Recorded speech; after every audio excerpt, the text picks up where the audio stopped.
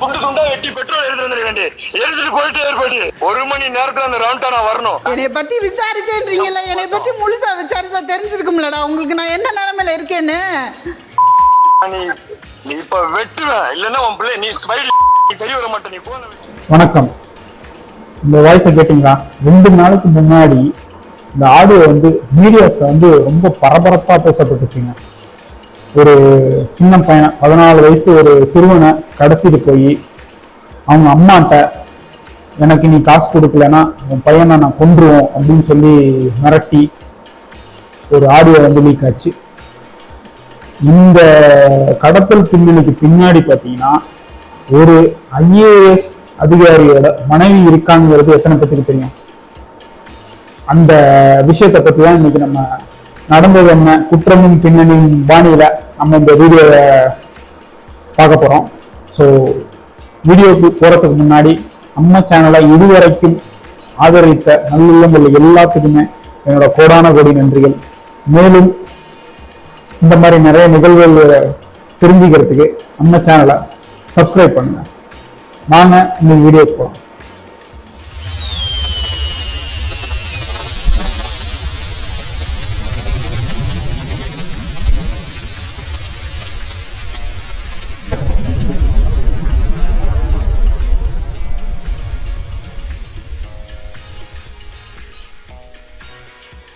மதுரையில SS காலனியில உள்ள விவேகானந்தர் ஸ்ட்ரீட்ல இருந்து டெய்லி ஒரு சின்ன பையன் 14 வயசு சிறுவன் பார்த்தீங்கன்னா ஸ்கூலுக்கு போயிட்டு இருந்திருக்காங்க.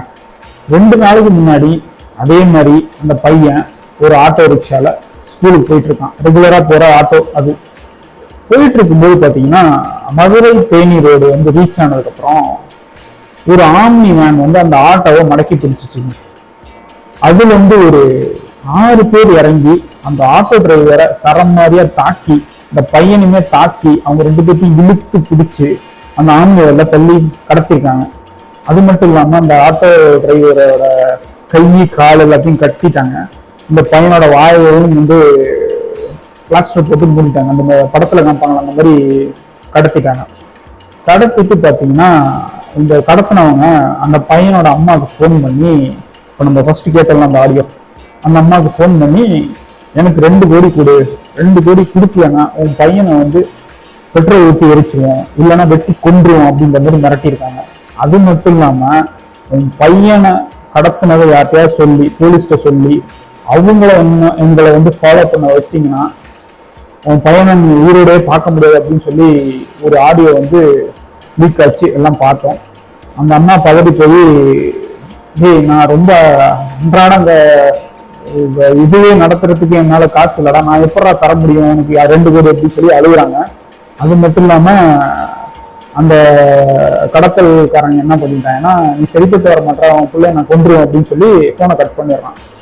இதுக்கு பயந்துட்டு என்ன பண்றாங்க, அந்த அம்மா வந்து போலீஸ்கிட்ட போய் சொல்லிடுறாங்க. போலீஸ் வந்து இவங்களை தேடுறத தெரிஞ்சுக்கிட்ட அந்த கடத்தல்காரங்க என்ன பண்றாங்க, சிங்கிமங்கலம் அப்படிங்கிற ஊர்ல போய் இவங்க 2 பேத்தையும் இறக்கி விட்டு எஸ்கேப் ஆயிடுறாங்க.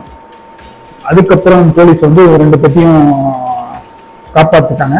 காப்பாத்தினதுக்கு அப்புறம் இவங்க 2 பேத்துக்கையும் ஆள் எப்படி இருந்தாங்க, கடத்தல்காரங்க எப்படி இருந்தாங்கன்னு கேட்டதுக்கு அப்புறம் அவங்க சொன்னதை வச்சும், அது இல்லாம இந்த சிசிடிவி கேமராஸ்லாம் இருக்குங்களா அதெல்லாம் வச்சுமே பார்த்தீங்கன்னா செந்தில் குமார் அப்படிங்கிற ஒரு ஆளை வந்து பிடிச்சிட்டாங்க. இந்த செந்தில் குமார் யாருன்னு பார்த்தீங்கன்னா தென்காசி மாவட்டத்தில் உள்ள சிவகரியில் அப்படிங்கிற ஒரு ஊர்ல போலீஸா பணியாற்றி இருக்காரு 2020ஆம் ஆண்டுல. அதுக்கப்புறம் வந்து இவர் வந்து டிஸ்மிஸ் செய்யப்பட்டார். இது எப்படி அந்த போலீஸ் வேலையில இருந்து டிஸ்மிஸ் ஆனார்னு பார்த்தீங்கன்னா, அவங்க மனைவியை வந்து இவர் வந்து தற்கொலை செய்வதற்கு தூண்டி விட்டுருக்காரு. அதனால இவரை வந்து போலீஸ் துறையில இருந்து டிஸ்மிஸ் பண்ணியிருக்காங்க. இந்த செந்தில்குமார் இந்த மாதிரி விஷயத்துல வந்து ஈடுபட்டிருக்காருங்க. செந்தில்குமார் மட்டும் இல்லைங்க, ஒரு 3 பேரை வந்து அரெஸ்ட் பண்ணிருக்காங்க. அது மட்டும் இல்லாம இன்னும் ஒரு 3 பேருக்கு இதுல தொடர்பு இருக்கு அப்படிங்கிறது விசாரணையில தெரிய வருதுங்க. அந்த 3 பேர்த்துலயும் முக்கியமான ஒரு ஆள் பார்த்தீங்கன்னா சூர்யா அப்படிங்கிற ஒரு பெண்மணி. இந்த பெண்மணி யாருன்னு பார்த்தீங்கன்னா ஒரு கலெக்டர், தற்போது இப்ப இந்த இதுல வந்து கலெக்டரா இருக்கிற குஜராத் மாநிலத்துல இப்போதைக்கு கரண்ட் கலெக்டரா இருக்கிற ஒருத்தரோட மனைவி. அந்த கலெக்டர் பேரை நான் சொல்ல விரும்பல, அவரோட மனைவி இவங்க. இவங்களுக்கும் இந்த கடத்தலுக்கு என்னடா பிரச்சனை, என்னடா தொடர்பு அப்படின்னு யோசிக்கிறீங்களா? இந்த கடத்தல் செய்யப்பட்ட பையனோட அப்பா வந்து ஆக்சிஸ் பேங்க்ல வேலை பார்த்துக்கிட்டு இருந்திருக்காருங்க. இவரு வந்து தன்னோட மனைவி மைத்திலி ராஜசேகருக்கு வந்து ஒரு பியூட்டி பார்லர் வந்து வச்சு கொடுத்துருக்காருங்க. இந்த பியூட்டி பார்லர் வச்சதுனால ஹெவியா லட்சக்கணக்கில் லாஸ் ஆயிடுச்சு. ஸோ அந்த லாஸ் சரி கட்டுறதுக்கு தான் அப்பதான் இந்த கலெக்டரோட மனைவி சூர்யா வந்து ராஜசேகருக்கு பழக்கமாகறாங்க. அப்ப இவர் என்ன சொல்றாருன்னா, அவங்கள்ட்ட வந்து இந்த மாதிரி எனக்கு ஒரு நிலம் இருக்கு, அதை நான் 75 லட்சத்துக்கு உங்களுக்கு தரேன், ஸோ எனக்கு அமௌண்ட் கொடுங்க, நான் ரொம்ப கஷ்டத்துல இருக்கேன் அப்படின்னு சொல்லி கேட்டிருக்காருங்க. அவங்களும் ஓகே அப்படின்னு சொல்லி நான் வாங்கிக்கிறேன், இப்போதைக்கு அட்வான்ஸா ஒரு 25 லட்சம் கொடுங்க அப்படின்னு சொல்லி ராஜசேகர் வந்து சூர்யாட்ட கேட்டிருக்காங்க. அவங்களும் கொடுத்துட்டாங்க. கொடுத்ததுக்கு அப்புறம் ராஜசேகருக்கு என்ன ஆச்சுன்னு தெரியல, தூக்கு போட்டுட்டு தற்கொலை செஞ்சு இறந்துட்டாருங்க. அவர் இறந்ததுக்கு அப்புறம் இந்த சூர்யா பாத்தீங்கன்னா மைத்திரி ராஜசேகர்கிட்ட போய் இந்த மாதிரி உங்களோட கணவர் வந்து எனக்கு ஒரு நிலத்தை வைக்கிறேன், 75 லட்ச ரூபாய்க்கு நான் வந்து பேசி வச்சிருந்தேன், அந்த 75 லட்ச ரூபாயில 25 லட்ச ரூபாய் உங்க கணவர்கிட்ட கொடுத்துட்டேன், அவரு இந்த நிலத்தை வந்து என் பேர்ல மாற்றவும் இல்லை, அதே மாதிரி அந்த வாங்கின காசு 25 லட்சத்துக்கு கொடுக்கவும் இல்லை. ஸோ நீங்க எனக்கு வந்து ஒண்ணு அந்த 25 லட்சத்து பணத்தை வந்து ரிட்டர்ன் பண்ணுங்க, இல்லைன்னா அந்த நிலத்தை என் பேர்ல எழுதி கொடுங்க அப்படிங்கிற மாதிரி கேட்டிருக்காங்க சூர்யா மைத்திரிட்ட. மைத்திரி என்ன சொல்லியிருக்காங்க, அவர் காசு வாங்கினதே எனக்கு தெரியாதுங்க, நான் எப்படி உங்களுக்கு நிலத்தை எழுதி கொடுக்குறீங்க அப்படின்னு சொல்லி அதுக்கு மறுத்துடுறாங்க. இதனால தொடர்ந்து 2-3 தடவை வந்து மைத்திரி ராஜசேகர் வந்து போன்லையும் அவங்கள்ட்ட கேட்டிருக்காங்க, அதுக்கும் சரி வரல. அதே மாதிரி நேரில் போய் நிறைய அடியாளுக்கும் வச்சு மறக்கிருக்காங்க, அப்பயும் பாத்தீங்கன்னா மைத்திரி ராஜசேகர் வந்து இதுக்கு உடன்படலை. ஸோ அதற்கு தான் இந்த மைத்திரி ராஜசேகரோட பையன் 14 வயசு சிறுவனை வந்து IAS அதிகாரியின் மனைவியான சூர்யா வந்து கடத்திருக்காங்க அப்படிங்கிறது இது வரைக்கும் கிடைச்ச ஒரு செய்தியா இருக்குங்க.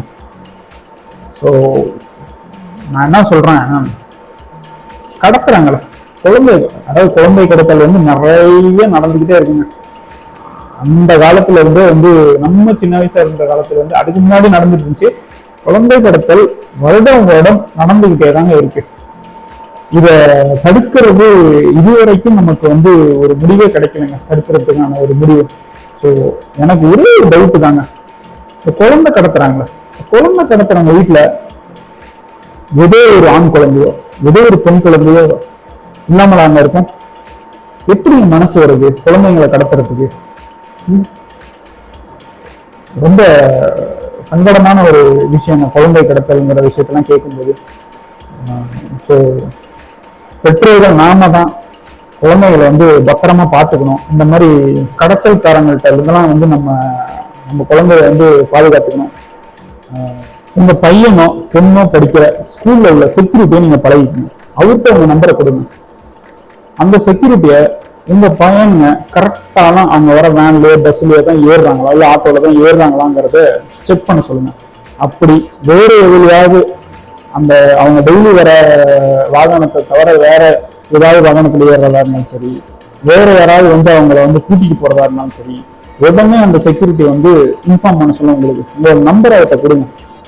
நீங்க பெரிய டாக்டரா இருக்கலாம், நீங்க பெரிய இன்ஜினியரா இருக்கலாம், நீங்க பெரிய பேங்க் மேனேஜரா இருக்கலாம், பெரிய எவ்வளவு பெரிய ஆளா இருந்தாலும் சரி, செக்யூரிட்டிட்ட உங்க நம்பரை கொடுங்க. ஸ்கூல் செக்யூரிட்டிட்ட இந்த மாதிரி சந்தேகத்துக்கு, அதாவது உங்க பையனோ உங்க பொண்ணோ யாராவது சந்தேகத்துக்குரிய நபர்கள் வந்து யாராவது சொந்தக்காரங்க அப்படின்னு சொல்லி கூப்பிட்டு போனாங்கன்னா உடனே அந்த வாட்ச்மேனை வந்து இன்ஃபார்ம் பண்ண சொல்லுவோம். உங்களுக்கு நம்ம குழந்தைகளை நம்ம தாங்க பார்த்துக்கணும்.